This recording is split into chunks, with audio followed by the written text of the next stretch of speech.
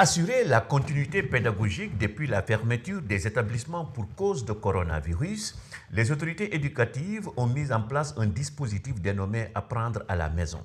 Concrètement, la plateforme numérique offre l'opportunité aux élèves, ceux qui sont notamment en classe d'examen, d'accéder à des cours et exercices. Vantant sa dernière trouvaille, le ministre de l'Éducation nationale, Mamadou Talla, a eu ces mots.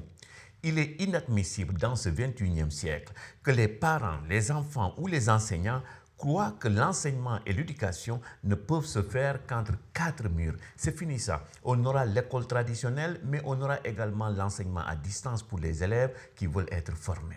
Cela dit, beaucoup d'apprenants ne peuvent malheureusement pas bénéficier des nombreuses opportunités que le dispositif Apprendre à la maison offre, soit parce qu'ils n'ont pas Internet, soit parce qu'ils n'ont pas d'ordinateur et ou d'électricité.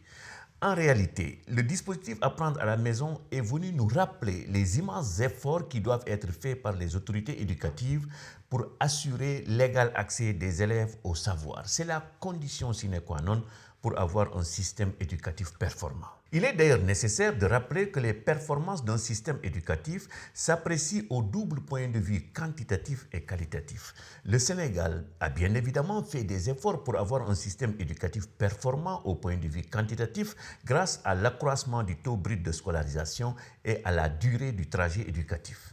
Mais c'est la dimension qualitative, c'est-à-dire les acquisitions que les apprenants tirent de leur fréquentation de l'école qui fait cruellement défaut.